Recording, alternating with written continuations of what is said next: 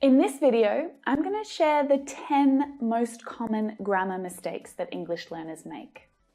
And if you don't recognize them, if you don't see the mistakes that you're making, then you can't fix them, can you? I want you to see it in your writing so that you can correct yourself. And then when you start doing that, you'll naturally be correcting yourself when you speak. So what are the 10 most common grammar mistakes that English learners make? Number 1, uncountable nouns.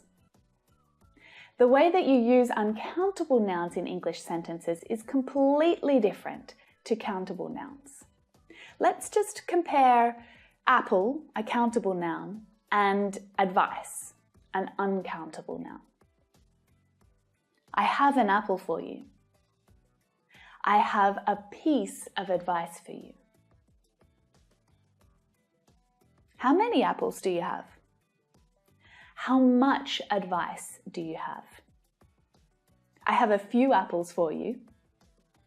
I have a little advice for you. It's not just the noun that's important. The type of noun affects many other words in your sentence. So using the wrong words with the uncountable noun in an English sentence is a really common mistake. Mistake number 2, irregular verbs. Now, these are also really common English mistakes. Difficult to master because there are no rules that you can learn to logically explain why one verb is regular and the other is not. Even though there are fewer irregular verbs than regular verbs, many irregular verbs are really common verbs. You can't escape them. You need to learn them. Number 3, subject-verb agreement. That car looks expensive. Those cars look expensive. Paul is looking out the window. John and Tim are looking out the window. Do those students like to eat bananas? Does this student like to eat bananas? Common mistake number 4, auxiliary verbs. Yes, the 3 main auxiliary verbs in English: do, be, and have. They're very important, and learning a little more about them is going to help you improve your English grammar a lot.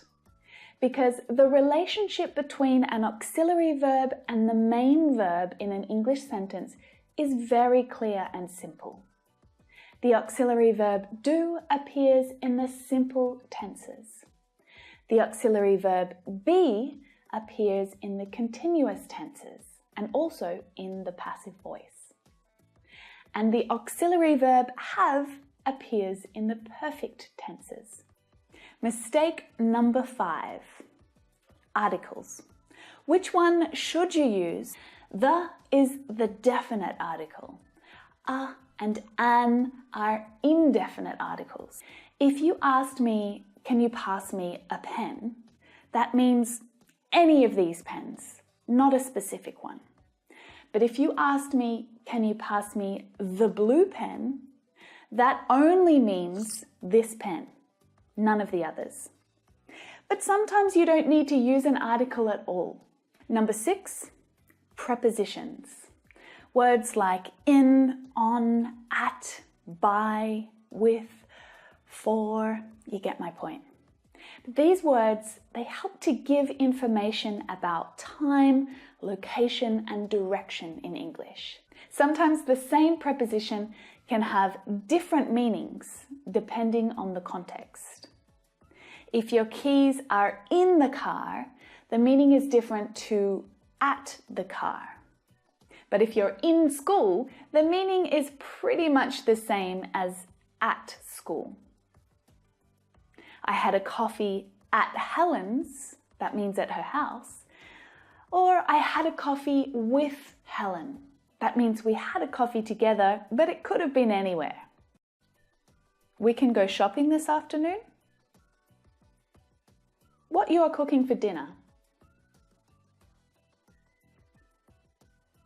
Word order in English questions is a common grammar mistake, that English questions are really consistent. They follow a clear structure. Question word, auxiliary verb, subject, and your main verb.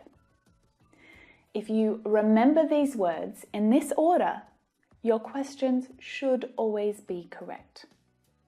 Mistake number 8, lucky 8. The present perfect tense.